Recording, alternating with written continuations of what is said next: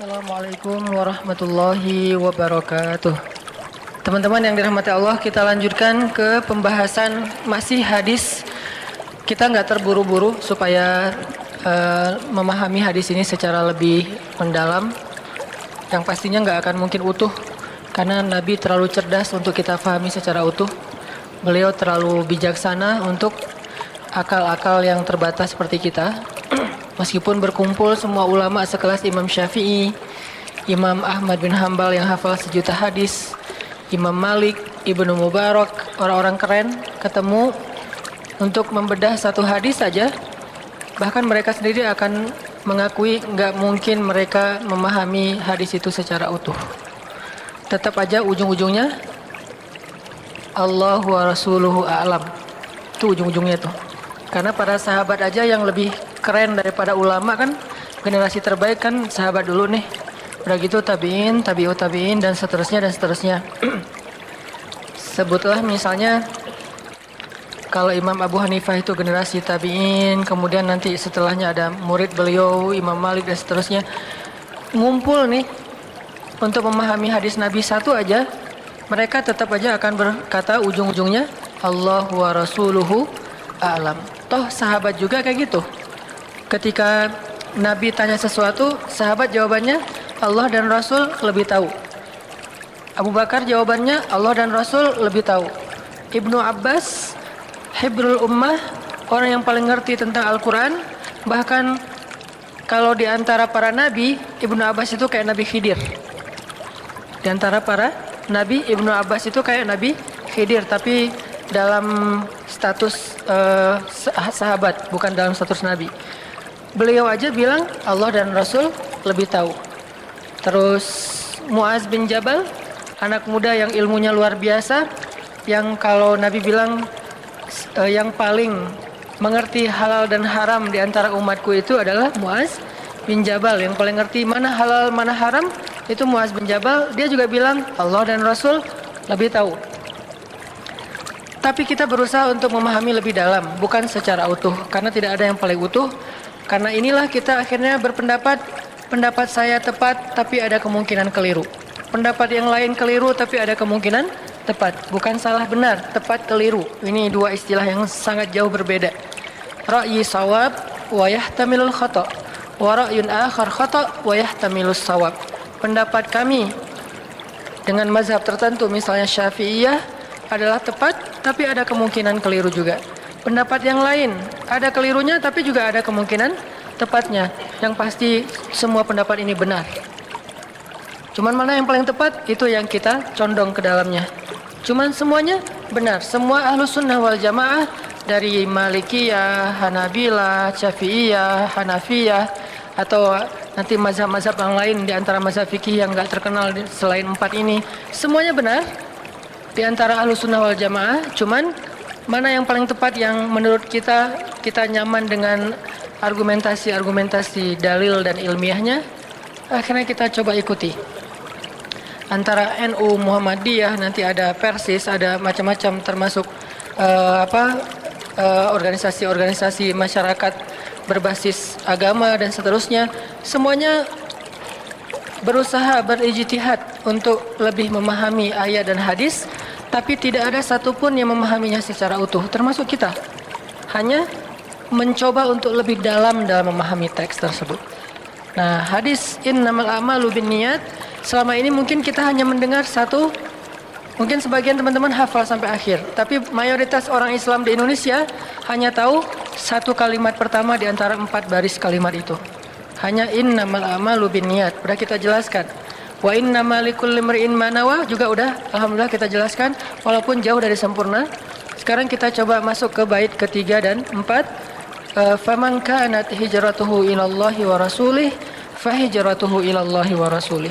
Wa man kanat hijratuhu lidunya yusibuha awin imra'atun yankihuha fahijratuhu ila ma hajara ilaih. Apa makna dari bait ketiga dan 4 setelah 2 bait pertama? Kalau kita bisa kasih judul biar merangkum semua makna, maka bait ketiga dan 4 ini bisa kasih judul as-sidqu ilallah, jujur kepada Allah. Atau bisa juga kita kasih judul berakad dengan Allah. Itu judul bait ketiga dan keempat. Bisa dikasih judul jujur kepada Allah, bisa dikasih judul berakad dengan Allah, bisa juga dikasih judul melibatkan Allah. Jadi semua yang pernah kita bahas selama ini tentang libatkan Allah dalam urusan kita, apalagi jujurlah pada Allah, pasti Allah akan jujur pada kita, segala macam. Itu kalau mau ditarik mana teks rujukannya, maka rujukannya adalah faman kanat hijratuhu ilallahi wa rasulih fahijratuhu ilallahi wa rasulih. Siapa yang berhijrah kepada Allah dan Rasul, maka hijrahnya sampai kepada Allah dan Rasul. Pertanyaannya, apa maksud siapa yang berhijrah? Rasulullah SAW di antara semua amal soleh, semua aktivitas, semua adegan agama, Nabi memilih salah satunya, yaitu adegan hijrah. Kan dalam Islam itu ada sholat, ada puasa, ada tilawah. Yang paling puncak itu apa? Jihad. Kan jihad itu adalah puncaknya ibadah, walaupun bukan yang paling bukan yang paling utama ditanya. Kalau yang paling utama ditanya sholat, tiang agama. Masing-masing ibadah itu kan ada kayak kebaikannya ya, ada fadilahnya, keutamaannya. Nah kalau sholat itu tiang agama, yang pertama ditanya. Kalau ini belum beres, yang lain nggak akan ditanya. Tapi walaupun kayak gitu, tiang ini ada atapnya, bahkan ada puncaknya. Nah, puncaknya ibadah itu adalah al-jihad fi sabilillah. Sehingga ayat-ayat jihad banyak sekali kita temukan di dalam Al-Quran. Termasuk yang tadi dibaca di rakaat pertama. Allah menawarkan, hal adullukum ala tijaratin tunjikum min azabin alim. Maukah kalian aku tawarkan sebuah tijarah, perniagaan. Arti perniagaan kita menjual, Allah membeli. Kan arti perniagaan jual beli kan? Ada yang ngejual, ada yang beli. Terus apa bentuk jual beli dengan Allah? Allah katakan jual beli dengan Allah itu adalah tu'minuna billah wa rasulih wa tujahidun. Kalian percaya dulu sama Allah, karena nggak mungkin kita jual beli dengan seseorang, transaksi, kalau kita nggak percaya sama dia. Kita bertransaksi karena kita percaya. Misalnya kita membeli barang, kita menjual barang, kita percaya dia akan bayar sesuai dengan perjanjian. Jangan-jangan ntar kayak misalnya dia bayarnya pakai terming, 3 kali bayar. Kalau kita nggak percaya sama dia gimana? Nggak berani kita pakai terming, harus uang dulu baru saya kasih barang. Dia juga gitu. Kalau dia nggak percaya sama kita, ntar barangnya yang dikasih ternyata cacat lagi, nggak benar, nggak sesuai dengan spek yang dijelasin di awal. Berarti iman, beriman dulu kepada Allah, Rasul, baru kemudian Allah tawarkan mana jual belinya. Tujahidun fi sabilillahi bi amwalikum wa anfusikum. Kalian berjihad di jalan Allah dengan harta kalian dan dengan diri kalian. Arti diri di sini adalah nyawa. Sebagian besar tafsirannya adalah nyawa, harta dan nyawa kalian. Oh, berarti apa yang kita jual? Harta kita. Apa yang kita jual? Nyawa kita. Apa yang kita beli? Apa yang kita dapatkan bayaran dari yang kita jual itu? Kita membeli atau mendapatkan, pertama, yaghfir lakum dzunubakum. Allah ampuni semua dosa-dosa kalian. Bukan min dzunubikum, bukan sebagian dosa kalian. Dzunubakum, semua dosa-dosa kalian. Dari sejak kalian balik sampai kalian wafat, semuanya dihapusin sama Allah. Luar biasa nih tawarannya. Ini yang Allah bayar untuk kita. Wa yudkhilkum jannat. Allah jamin kalian masuk surga, dijamin. Yudkhilkum jannat. Bahkan kalimatnya tegas gitu. Bukan wa yudkhilakum jannat, enggak. Yudkhilkum jannat, tegas, enggak ada keraguan. Tajri min tahtil anhar wa masakin thayyibatan fi jannati adzalikal fawzul azim wa ukhra tuhibbunaha nasrun minallah wa fathun qarib. Di akhirat diampuni dosanya, dimasukin ke dalam surga, itu icon. Itu hanya simbolik, tapi sebetulnya kemudahan di akhirat. Kemudian di dunia simbolnya apa? Nasrun wa fathun. Pertolongan dan kemenangan. Kalau bahasa kita, ditolong sama disukseskan sama Allah. Wa basyiril mu'minin, sampaikan berita gembira kepada orang yang beriman. Ini jihad. Kenapa Nabi nggak bilang faman kana jihaduhu ilallahi wa rasulih, atau juhduhu ilallahi wa rasulih fajuhduhu ilallahi wa rasulih? Kenapa hijratuhu? Kenapa di antara sekian banyak amal-amal yang keren, salat, puasa. Puasa itu kan junnah kan, perisai. Salat itu tiang agama, imaduddin. Jihad itu sanamul amal, puncaknya amal. Kan masing-masing ada keutamaannya nih. Kenapa Allah Rasul nggak milih hajj? Faman kana hajjuhu ilallahi wa rasulih, faman kana umratuhu ilallahi wa rasulih, faman kana qiraatuhu wa tilawatuhu ilallahi wa rasulih, faman kanat nikahuhu gitu.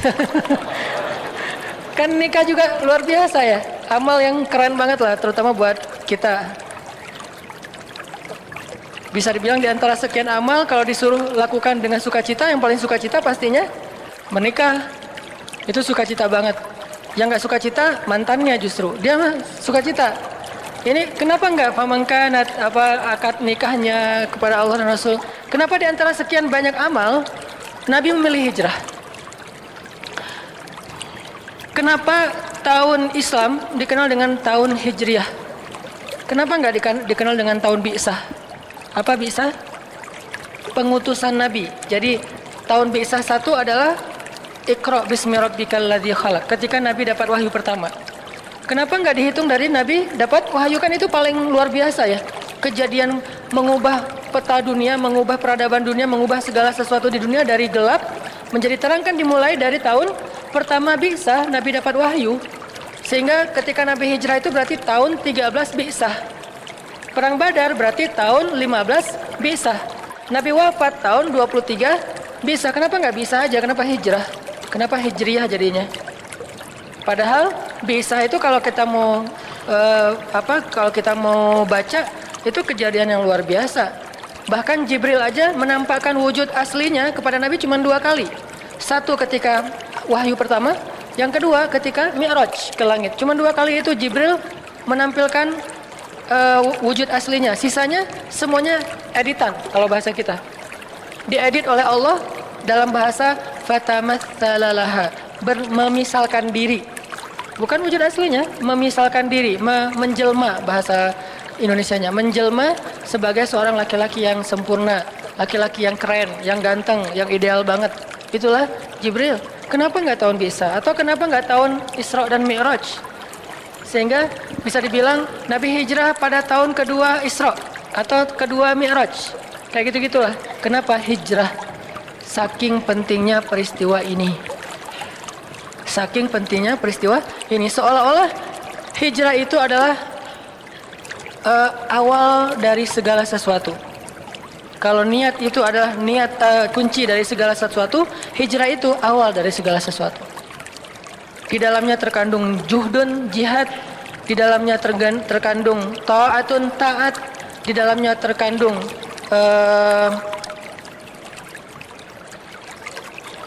berkorban, tadhiyah, pengorbanan. Di dalamnya terkandung apalagi ikhlas pastinya.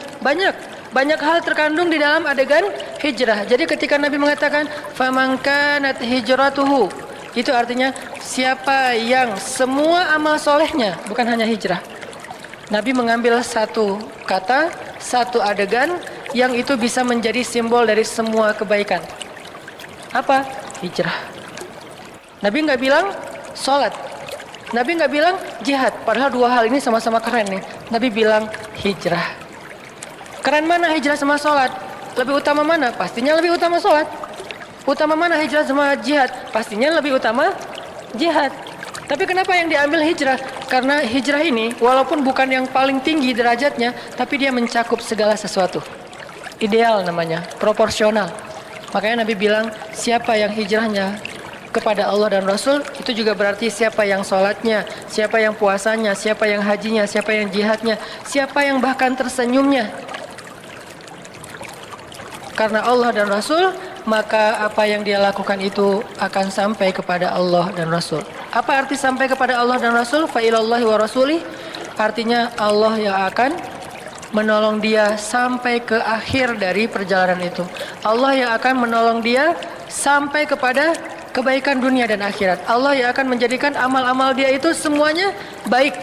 Allah akan menolong dia dalam setiap perjalanan atau proses amal soleh yang dia lakukan.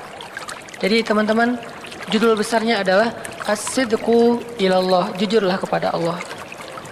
Dan ini kita masih ngebahas masalah nufus, tazkiyatun nufus. Apa makna dalam pemahaman kita yang mungkin sederhana? Maknanya adalah kalau kita pengen ditolong dalam semua hal yang kita lakuin, niatkan karena Allah Subhanahu wa taala. Kalau 2 bait pertama, kalau kita pengen dapat pahala dari semua yang kita lakuin, niatkan kepada Allah. Kalau sekarang beda lagi, bukan cuma pahala, pengen ditolong, pengen Allah terlibat, pengen Allah masuk dalam program kita, maka niatkan karena Allah Subhanahu wa taala. Siapa yang jujur kepada Allah, ya Allah saya nikah karena Engkau, ya Allah saya kuliah karena Engkau, ya Allah ya Allah ya Allah, semua kebaikan yang kita lakuin karena Allah. Bahkan kebaikan itu bukan hanya yang wajib, teman-teman. Kebaikan itu ada 3. Bahkan kadang kebaikan itu ada 4. Apa kebaikan ada 4? 1 yang wajib, di bawahnya yang sunnah, di bawahnya yang mubah, di bawahnya yang makruh. Seseorang yang meninggalkan haram dengan cara melakukan yang makruh, itu kebaikan. Seseorang yang meninggalkan yang sunnah dengan cara yang melakukan yang makruh, itu sia-sia. Makruh ini tergantung konteks ya.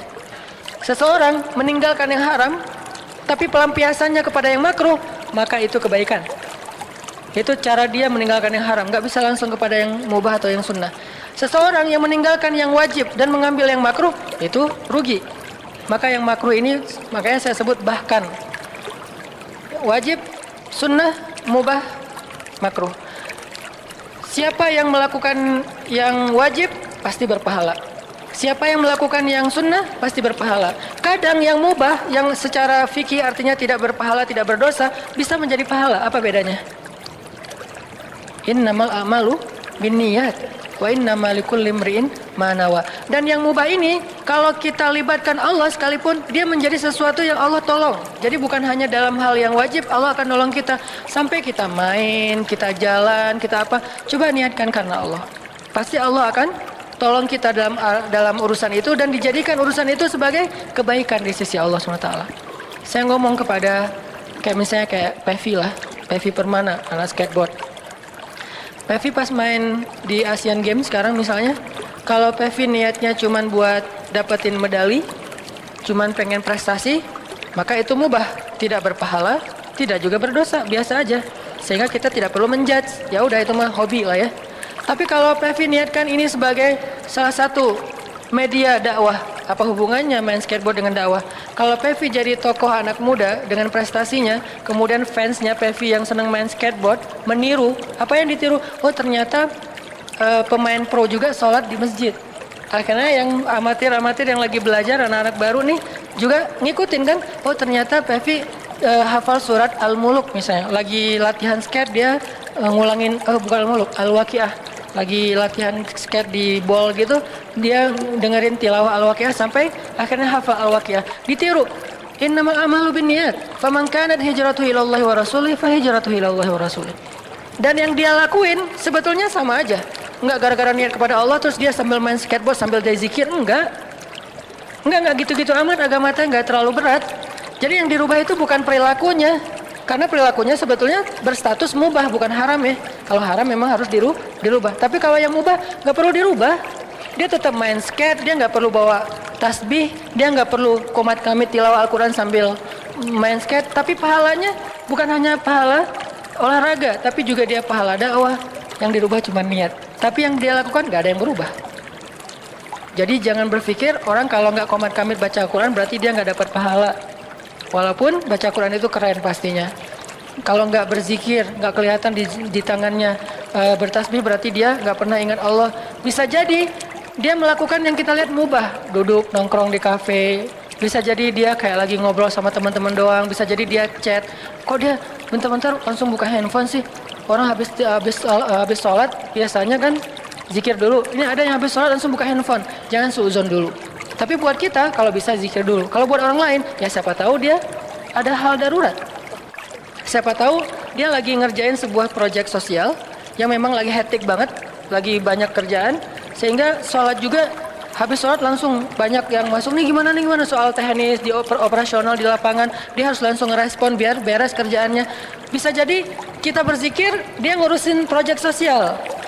dan sama-sama berpahala. Walaupun kita nggak berani membandingkan ya, tapi tetap aja ada hadis menyelesaikan hajat seorang muslim atau seseorang yang butuh sesuatu, butuh bantuan, itu kadang lebih utama daripada itikaf di masjid 60 tahun. Dan masjid mana yang dimaksud oleh Nabi? Masjid ini. Masjid ini apa? Nabawi, yang di dalamnya ada raudhah. Menyelesaikan hajat seseorang yang lagi punya masalah, kadang lebih utama. Saya sempat masukkan kalimat kadang, karena nggak boleh kita generalisir. Kalau gitu saya nggak usah itikaf, saya nggak usah sholat, udah aja bantu orang. Nggak gitu-gitu juga sih memahami agama. Harus komprehensif. Kadang dia lebih utama daripada beritikaf di masjid 60 tahun. Jadi jangan suudzon dulu dengan orang yang langsung buka handphone. Atau jangan kepo juga, dia buka apa dulu daripada gua suudzon, gua lihat. Ya nggak usah kepo kali. Lu kenapa sih? Gua nggak mau suudzon, mending gua tabayun. Tabayunnya dengan dilihat semua isi handphone orang, itu bukan tabayun, namanya tajassus. Beda antara tabayun sama tajassus. Tabayun kita meminta klarifikasi atau minta tanggapan dari dia. Tajassus mencari-cari hal pribadi dan privasi tentang orang lain. Membuka handphone orang lain tuh tajassus namanya. Membuka handphone istri itu cinta. Karena cinta kita cemburu. Dia tadi habis chat sama siapa ya? Gua enggak. Apaan sih? Nah, balik lagi ya. Libatkan Allah di dalam urusan kita, nanti akan ditolong sama Allah. Tapi cara melibatkan Allah gimana Ustadz? Apakah kita hanya dengan mengatakan bismillah?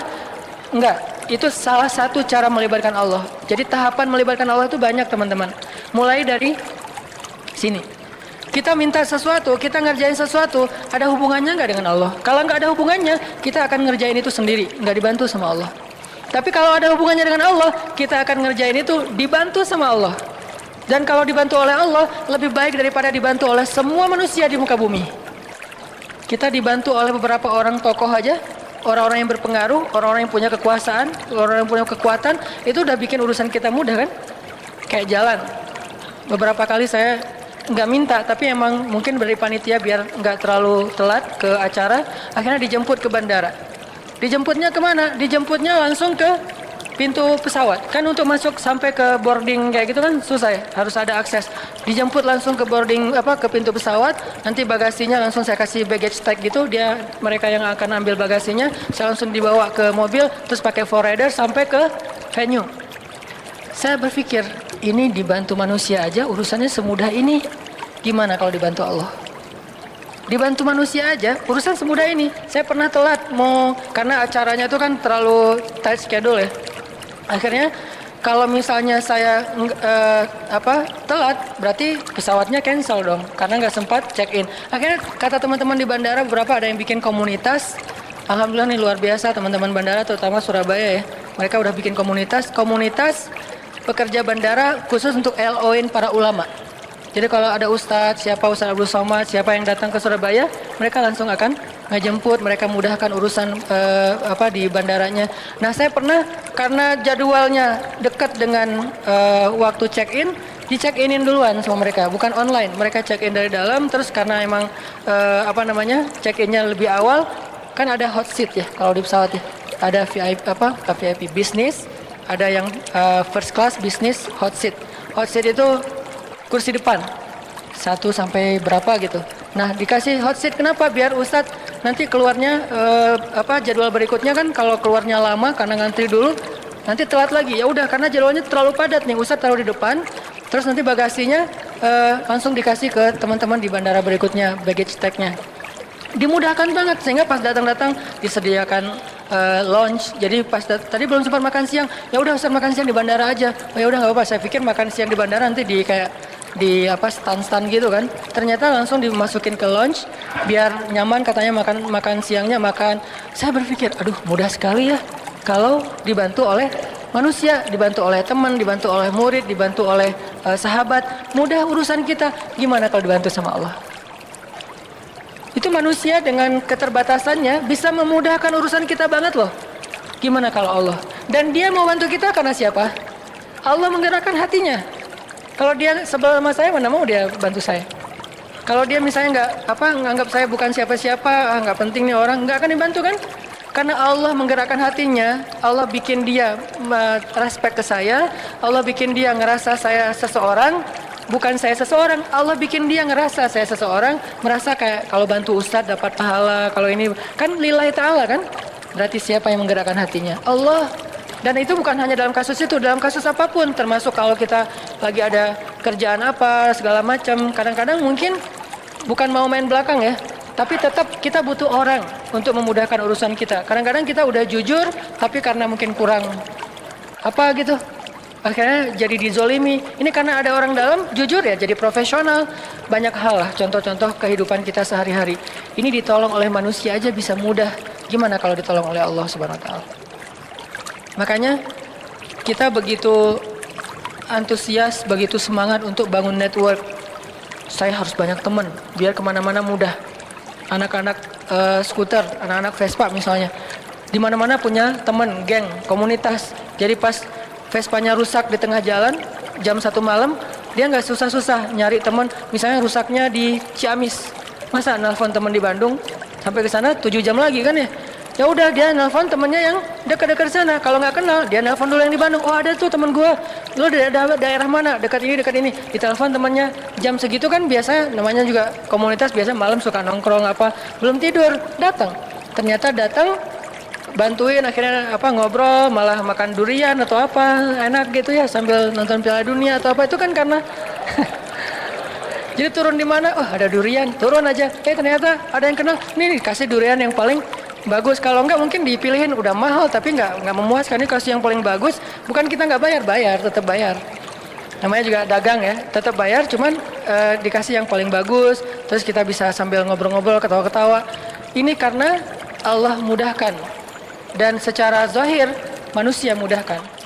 Kebayang nggak kalau Allah mensupport kita dalam segala urusan?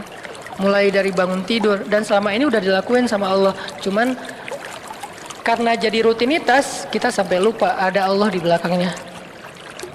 Hal-hal lain selain rutinitas, kejutan-kejutan. Caranya gimana? Biar Allah nolongin kita, terlibat dalam urusan kita. Kayak kita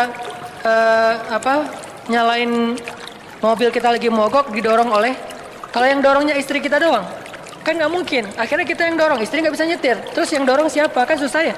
Akhirnya ada teman-teman kita, mereka yang dorong, ada 5 orang teman. Kita kan merasa dimudahkan kan, didorong oleh teman kita, ditanjakan lagi tuh, didorong supaya mobilnya nyala lagi. Semudah itulah, bahkan lebih dari itu kalau Allah Subhanahu Wa Taala ikut terlibat dalam urusan kita. Kerasa banget kalau banyak teman, banyak orang yang mungkin sayang sama kita, itu mudah banget urusan. Tapi itu manusia teman-teman. Gimana kalau Allah yang sayang sama kita? Manusia sayang sama kita aja semudah itu, apalagi kalau Allah Subhanahu Wa Taala. Caranya satu di sini, jujurlah kepada Allah. Jadi jujurlah kepadaku itu, ku di situ Allah ya, bukan ku seperti di lagu. Jadi jujurlah kepada Allah. Cara jujur kepada Allah, kita harus tanya, yang kita lakuin ini ada hubungannya nggak dengan Allah? Kalau ada, pasti Allah kasih keajaiban. Contoh, Zakaria. Zakaria tuh doa kan panjang kan, lama banget ya. Berdoa dari sejak beliau muda sampai beliau tua. Tapi coba perhatikan kalimat doa Nabi Zakaria ketika beliau sudah tua. Ada 2 kalimat, ada di surat Ali Imran, ada di surat Maryam. Kalau di surat Ali Imran, Zakaria berdoa, "Hunalika da'a Zakaria rabbah. Qala rabbi habli min ladunka dzurriyyatan thayyibah innaka sami'ud du'a." Kalau di surat Maryam, "Wa inni khiftul mawaliya min wara'i wa kanat imraati 'aqira fahab li min ladunka waliya yarithuni wa yarithu min ali Yaqub waj'alhu rabbi radiyya." Apa rahasia di antara 2 kalimat ini? Kenapa Nabi Zakaria berdoa panjang dalam hidupnya belum Allah kabulkan? Bukan tidak, belum. Kenapa pas habis doa ini langsung Allah kabulkan? Langsung Allah bilang, "Fanadathul malaikah." Kalau di surat Maryam, "Ya Zakaria," langsung Allah panggil. Kenapa cepat dikabulkan? Karena di dua doa ini Nabi Zakaria udah mulai mengkonekkan antara keinginannya dengan Allah. Kalau di surat Ali Imran, Nabi Zakaria ngelihat Maryam yang dapat makanan dari langit. Aduh, ini anak soleha banget, dicinta banget sama Allah, sampai segitu-segitunya Allah memperlakukan anak kecil ini. Anak SD duduk di sebuah ruangan kecil, mihrab namanya, terus lapar, Allah yang ngasih makan, dia belum berdoa. Dia lapar doang, Allah langsung datangkan makanan. Dan yang bawa makanan apa? Bukan gosen, malaikat. Dibawa gosen aja bikin kita nyaman kan ya? Males keluar, udah aja gosen kan murah ya. Tinggal klik. Kalau misalnya nggak ada saldonya ya bayar cash lah ya. Mudah banget, 10 menit datang gitu. Ini lebih dahsyat daripada gosen, malaikat yang datang. Dan makanannya masih hangat. Terjamin nggak ada sama sekali penyakit di dalamnya. Dibawa oleh malaikat, dihidangkan depan Maryam, malaikat balik, Nabi Zakaria masuk. Kata Nabi Zakaria, "Ya Maryam, anna laki hadza?" Kamu dapat dari mana makanan ini? Kan paman belum kirim kan? Ini baru paman bawa. Kata Maryam, "Huwa min indillah." Allah yang kirim. Anak SD ngomong gitu. Ada nggak anak SD sekarang? Dek, dapat dari mana? Allah yang kirim, Om. Wah, itu soleha banget kan? Tingkat dewa tuh luar biasa. Allah yang kirim. Ya memang nggak ada lagi. Emang adanya cuma di zaman itu. Maryam sampai bilang dari Allah, paman. Allah yang kirim. Dan Allah bukan hanya ngomong Allah yang kirim, sampai ceramahin Zakaria. Innallaha yarzuqu may yasha'u bighairi hisab. Allah itu paman, kalau ngasih rezeki itu nggak bisa dihitung-hitung loh. Bin haitsu la yahtasib. Oh iya. Jadi Zakaria dapat taklim dari Maryam. Cuma nanya satu hal tapi dapat ilmu lebih dari yang dia tanya. Ya Maryam, anna laki hadza? Kamu dapat dari mana Maryam? Huwa min indillah. Innallaha yarzuqu may yasha' bighairi hisab. Ini dari Allah, Allah yang kirim. Allah itu memberi rezeki kepada hambanya. Dan Allah kalau udah ngasih rezeki nggak bisa ditebak-tebak dari mana caranya. Itu kata-kata Maryam. Kagum Zakaria.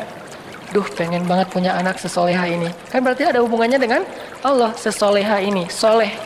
Baru hunalika, saat itu juga di sana Zakaria berdoa, Rabbi habli min ladunka dzurriyyatan thayyibah. Kayak gitu ya Allah, saya pengen kayak gitu. Langsung Allah kirim malaikat, katakan ke Zakaria dia akan punya anak persis kayak Maryam, tapi namanya jenis kelaminnya laki-laki, namanya Yahya. Kalau di surat Maryam, apa doa Zakaria? Wa inni khiftul mawali min warai wa kanat imraati aqira. Ya Allah, dakwah saya nanti siapa yang akan meneruskan kalau saya nggak punya anak? Itu intinya. Jadi pengen punya anak bukan sekedar pengen lucu-lucuan, pengen ada qurrata ayun, penyejuk hati apa, pengen bangga-banggaan anak saya sarjana, anak saya apa segala macam. Bukan, pengen punya anak karena pengen ada yang nerusin dakwah beliau. Karena ada hubungannya dengan Allah kan? Berarti melibatkan Allah dalam permintaannya. Wa inni khiftul mawali wa kanat imraati aqira fahab li min ladunka waliya. Bukan walada, bukan waliyan. Apa beda waladan dengan waliyan? Waladan cuma anak, waliyan penerus. Beri saya seorang anak yang meneruskan perjuangan saya, dakwah saya, pengajaran saya, taklim saya di Masjidil Aqsa. Yarithuni, tuh ada lagi kalimat penjelasnya. Yarithuni wa yarithu min ali Yaqub waj'alhu rabbi radiyya. Yang mewarisi perjuangan aku, mewarisi perjuangan dari keturunan Yakub dengan keturunan yang luar biasa, orang-orang soleh semua. Maka jadikan dia anak yang kau ridhai ya Allah. Langsung Allah ketika dengar kalimat ini, ya Zakaria, langsung dipanggil sama Allah. Itu cara kalau kita pengen dapat kejutan dari Allah. Libatkan Allah dengan niat. Caranya, coba cari apa hubungannya antara maunya kita dengan Allah, antara proyek kita dengan Allah, antara usaha kita dengan Allah, antara permintaan kita, life goals kita dengan Allah. Kalau nggak ada hubungannya, kita disuruh jalan sendiri. Tapi kalau ada hubungannya, Allah akan support kita. Ya Zakaria, langsung Allah panggil. Inna nubashiruka bi ghulam. Bahagialah wahai Zakaria, berbahagialah, kamu akan punya anak. Ismuhu Yahya, lam naj'al lahu min qablu samiyya. وآتيناه الحكم صبيا وحنانا من لدنا وزكاة وكان تقيا وبرا بوالديه ولم يكن جبارا عصيا وسلام عليه يوم ولد ويوم يموت ويوم يبعث حيا. Spesifik, luar biasa nih. Dikasih dengan spesifik yang istimewa. Bukan cuma nih anak laki-laki yang kamu minta, enggak. Allah langsung kasih tahu anak itu kayak gimana. Anaknya cerdas, anaknya soleh, anaknya terjaga, anaknya nggak pernah nggak pernah emosian, anaknya nggak pernah baperan, nggak pernah durhaka, nggak gini. Baik banget. Kalau di surat Ali Imran dia siddiqan wa hasuran wa nabiyan, musaddiqan wa hasuran wa nabiyan, anak yang meneruskan perjuangan dakwah, anak yang hasur, menjaga kehormatan, anak yang nabiyan, menyampaikan kebenaran. Ini luar biasa. Kenapa? Karena Zakaria mengaitkan keinginannya dengan Allah. Jadi kalau kita punya satu keinginan, punya satu, bahkan mungkin bukan hope tapi wish, sesuatu yang kadang-kadang kayak nggak kebayang kita bisa nggak sih? Nggak masalah, make a wish, kita bikin sebuah harapan yang menurut kita mungkin nggak susah diwujudkan, tapi ketika sebuah harapan yang kita anggap sesuatu yang nggak mungkin dilibatkannya kepada Allah, apa sih yang nggak mungkin buat Allah? Apa sih yang sulit buat Allah? Bukankah semuanya itu ada dalam pengaturan Allah? Biyadihil mulk. Arti biyadihil mulk, semuanya itu dalam kekuasaan Allah Subhanahu Wa Taala. Terserah Allah mau diapain. Caranya di sini. Faman kanat hijratuhu ilallahi wa rasulih, fahijratuhu ilallahi wa rasulih. Akhirnya para sahabat yang berhijrah dalam konteks hijrah, berhijrah meniatkan karena Allah. Contohnya, misalnya ada yang berhijrah seorang diri, seperti Suhaib Ar-Rumi. Banyak sahabat yang hijrah seorang diri. Beda sama Umar ya. Kalau Umar kan hijrahnya posting ya. Sebelum hijrah posting dulu. Captionnya, ahli Mekah, orang-orang Mekah. Dia mention satu persatu. @Abu Jahal, @Abu Sufyan. Satu-satu di mention sama Umar. Terus terakhir pakai hashtag ahli Makkah, ya ahla Makkah, ya ma'syara Quraisy, ya Aba Jahal, ya Abu Sufyan, ya banyak banget. Ya itu kan ya. Bahasa Arabnya ya, bahasa Instagramnya @. Setelah di-mention satu-satu dia bilang apa? Fa'lamu anni muhajir. Ketahuilah kalian, gua pengen hijrah. Hijrahnya tuh dikapitalin lagi tuh, gede tulisannya biar orang tahu kalau dia mau hijrah. Terus di bold, saya mau hijrah. Siapa yang pengen istrinya jadi janda, anaknya jadi yatim, tunggu saya di balik bukit itu. Ditunjukin Sherlock bukit mana yang disuruh tungguin. Saking spesifiknya Umar bin Khattab, nggak ada yang berani nungguin Umar. Tapi pertanyaan saya ini mungkin pertanyaan penasaran. Kenapa Nabi nggak hijrah bareng Umar aja kalau kayak gitu? Kan hijrah bareng Umar aman banget kan ya? Kata Umar, orang Mekah, gua mau hijrah bareng Rasulullah. Ada yang berani nungguin nggak? Siapa yang mau istrinya jadi janda, anaknya jadi yatim, tunggu kami, saya dan Rasulullah di belakang bukit. Kan aman tuh hijrahnya. Kenapa Nabi nggak hijrah bareng Umar aja sih, biar gampang, nggak ada adegan Surakoh, nggak ada adegan sembunyi dalam gua Thur, nggak ada adegan diikat talinya oleh anaknya Abu Bakar, Asma binti Abu Bakar. Kan nggak ada adegan-adegan yang sulit. Nggak ada adegan Ali harus tidur di tempat tidurnya Nabi. Kenapa? Hijrahnya dikawal sama Umar bareng dengan Hamzah, dua petarung Mekah yang disegani. Nggak ada yang berani sama dua orang ini nih. Di depan Umar, di belakang Hamzah. Siapa yang berani mencegat sebuah karavan manusia yang di depannya Umar, di belakangnya Hamzah? Nggak ada yang berani. Buktinya pas di Mekah mereka lagi demo, kan mereka pernah demo di Mekah. Awal-awal Umar masuk Islam dengan Hamzah kan demo kan. Langsung demonya apa? Demonya dengan keluar dan mengatakan La ilaha illallah Muhammadar Rasulullah, La ilaha illallah Muhammadar Rasulullah. Keliling Mekah, keliling Ka'bah. Demo rame-rame. Di depannya Umar, di belakangnya Hamzah. Kata Abu Jahal, kalau orang yang seperti ini, kalau demo seperti ini, nggak ada yang berani mendekat. Di depannya Umar, di belakangnya Hamzah. Kalau nggak, bakalan habis tuh. Kenapa Nabi nggak hijrah dengan cara kayak gitu aja? Kenapa hijrahnya pakai orang yang paling lemah fisiknya, paling lemah kaumnya, paling miskin hartanya? Abu Bakar itu orang kaya tapi udah jatuh miskin waktu itu. Ini artinya Allah pengen ngajarin kita tentang hijrah biar Allah aja yang terlibat, bukan Umar, bukan Utsman yang kaya, bukan Hamzah, bukan siapapun. Makanya yang ngebantu Nabi dalam hijrah itu Allah langsung. La tahzan innallaha ma'ana, bukan inna Umar ma'ana, inna Hamzah ma'ana, inna Utsman ma'ana, inna qaumana ma'ana. Bukan. Di situ Allah ngajarin kepada kita lewat adegan Rasul hijrah, kalau kita melibatkan Allah, hijrah kita lebih aman daripada melibatkan manusia. Seandainya mau dengan logika kita, pasti Nabi akan hijrahnya bareng Umar. Umar, tunggu dong, hijrahnya bareng. Kalau Nabi mengajarkan itu, berarti kita tidak dapat pelajaran hikmah, tauhid, akidah, iman, hadis ini dari hijrah Rasul. Nabi malah bilang, kalian hijrah duluan masing-masing. Umar hijrah, yang lain pada hijrah. Utsman malah udah duluan. Walaupun kemudian balik lagi. Duluan ke Habasyah. Akhirnya Nabi memilih Abu Bakar As-Siddiq. Ya Abu Bakar, nanti tengah malam masih pakai ikhtiar tengah malam. Kenapa nggak siang bolong? Kalau siang bolong konyol namanya. Tapi kan Nabi nggak akan dibunuh. Kalau Nabi nggak akan dibunuh, tapi kalau kita niru Nabi, kita akan dibunuh. Jadi Nabi tidak mencontohkan sesuatu yang nggak bisa ditiru. Nabi mencontohkan sesuatu yang bisa ditiru oleh umatnya. Kalau beliau gampang, beliau punya mukjizat. Kalau Nabi mau, Nabi Musa itu membelah laut. Nabi Muhammad lebih dahsyat, membelah bulan. Lebih dahsyat daripada Musa. Musa belah laut, Muhammad membelah bulan. Sulaiman menguasai jin, Muhammad mengislamkan jin. Sulaiman jin dikuasai, tapi tidak masuk agama Hanif. Ketika Sulaiman wafat, jin kufur lagi itu kan. Tapi Muhammad mengislamkan jin. Lebih dahsyat, semua mukjizat para nabi terkumpul kepada Rasulullah SAW. Jadi kalau Nabi mau, nggak usah pikir strategi lah apa segala macam. Kenapa pengen hijrahnya ke Madinah, tapi malah jalannya menjauh dari Madinah ke Gua Thur, malah sembunyi di sebuah lubang kecil. Kenapa nggak terang-terangan aja kayak Umar? Karena kalau Nabi melakukan itu, lalu kita meniru, kita akan mati konyol. Karena kita nggak punya mukjizat.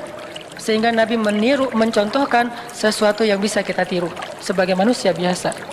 Beliau nggak egois. Gua kan punya mukjizat, ngapain sih gentar-gentar, takut-takut amat? Udah biasa aja kali. Ntar Allah juga pasti nolong. Nggak mungkin Allah membiarkan nabinya dicelakai oleh musuh-musuhnya. Ya, tapi umatnya. Sehingga Nabi contohkan, kalau saya contohkan ke gini, kasihan umat saya nanti nggak bisa niru. Kalau mereka tiru yang ini, habis mereka. Sehingga saya contohkan sesuatu yang kalau mereka tiru, mereka aman.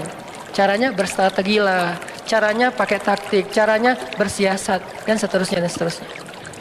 Dipilih Abu Bakar. Tapi kalau pakai Umar, nggak ada pelajaran akidah. Makanya Nabi memberi banyak pelajaran dalam hijrah. Hijrah dengan Abu Bakar. Ketika ada masalah, Abu Bakar bilang, ya Rasulullah, kalau mereka ngelihat ke arah kaki mereka, itu kan bukan gua lebih tepatnya, kayak lubang gitu. Nabi dengan Abu Bakar sembunyi di dalamnya. Orang-orang pembunuh bayaran, para hunters, dan di antara mereka itu ada legend, yaitu Suraqah. Paling legend lah dalam membaca jejak. Dia tuh udah terkenal banget. Nggak mungkin lolos dari Suraqah, itu susah banget. Dia bisa ngelihat jejak onta udah berapa lama, hangat atau udah dingin, ini udah kering atau tidak bekas kakinya onta. Terus di atas onta itu perempuan atau laki-laki, anak kecil atau orang dewasa, meronta-ronta atau normal, sampai tahu sedetail itu Suraqah. Mereka membaca jejak. Kemana arah mereka ketahuan lah. Padahal Nabi itu udah pakai banyak strategi. Caranya Nabi terus lewat anaknya Abu Bakar dengan pembantunya Abu Bakar untuk nutupin jejak Nabi pakai ternak-ternak. Ketahuan juga tetap, namanya juga Suraqah. Udah berdiri depan gua, Suraqah and the gang. Nabi di dalam sembunyi. Apakah Nabi takut? Sama sekali tidak. Nabi waktu itu sama sekali tidak bersembunyi karena takut.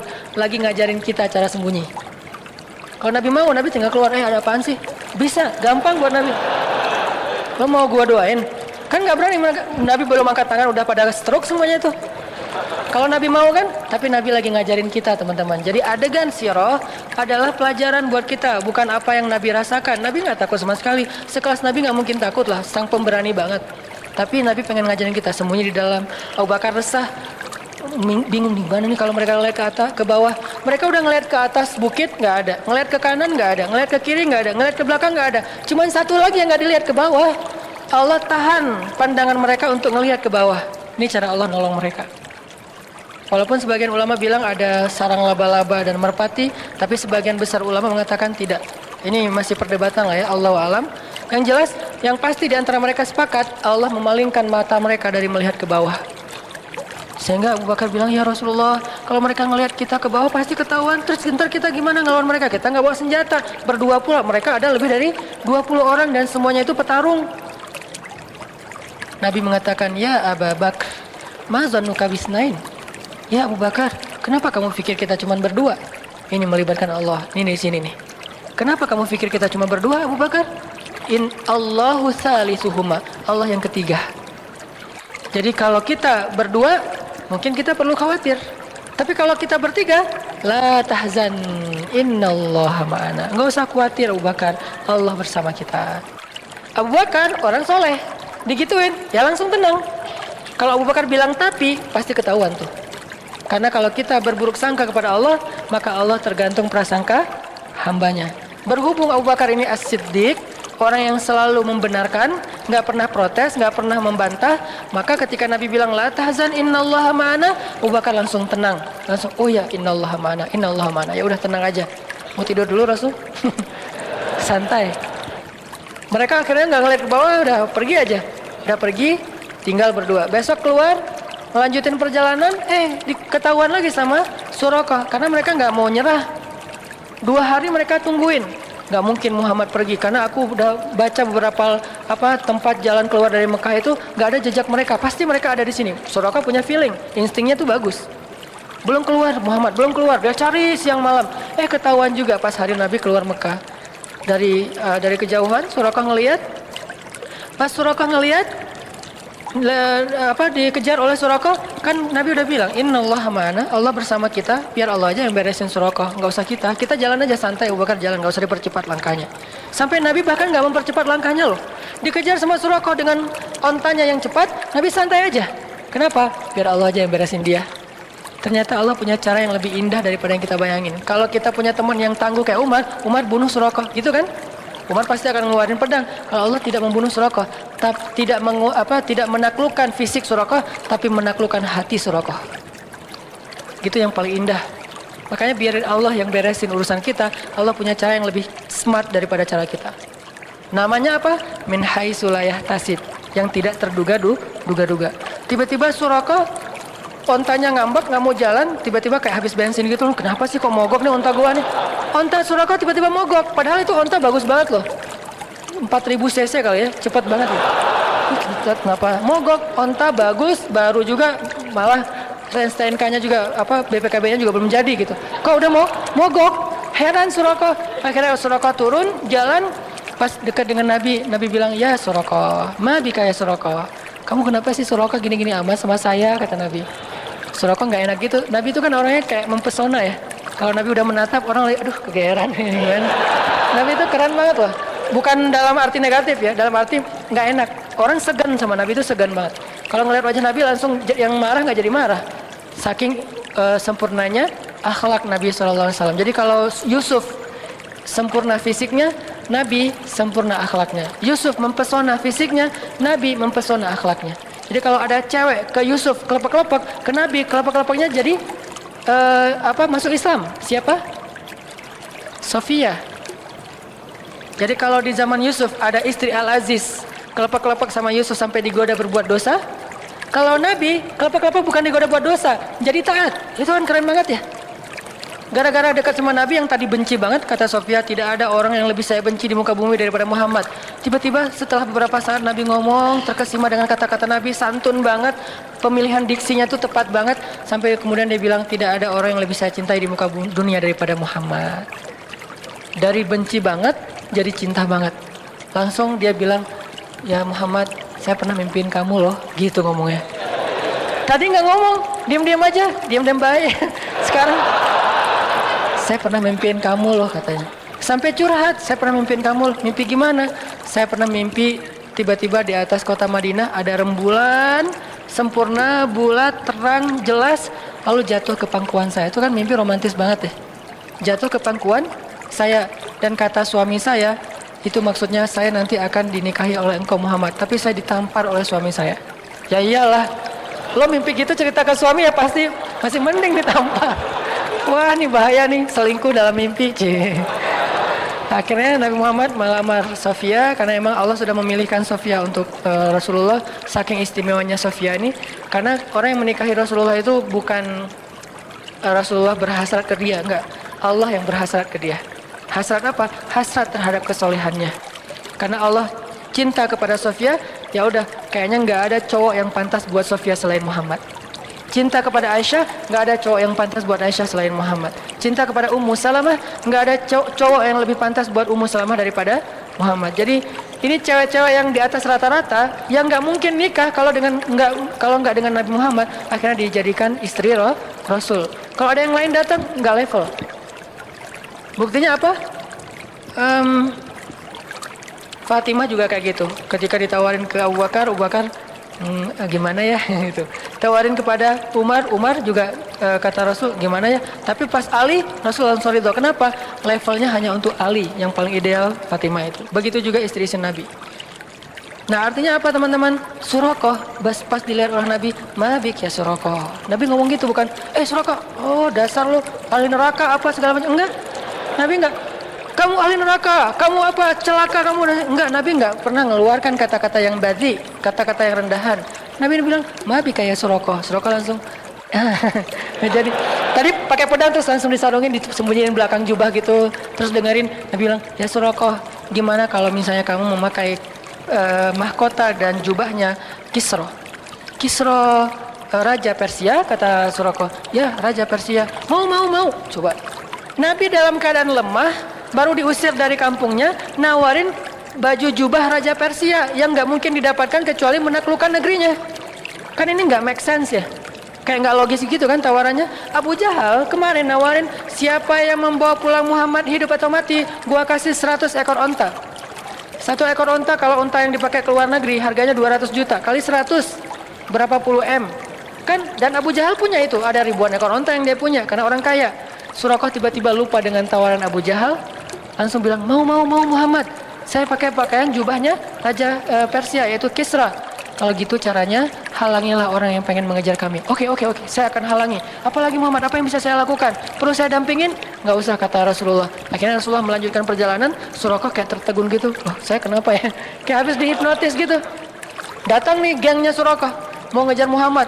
Surakoh, barengan, kita pengen share ini nanti onta. Kata Surakoh, teman-teman, saya udah meriksa semua daerah sini dan kalian tahu saya yang paling jago membaca jejak, dan onta saya yang 4000 cc, kalian cuma 1500.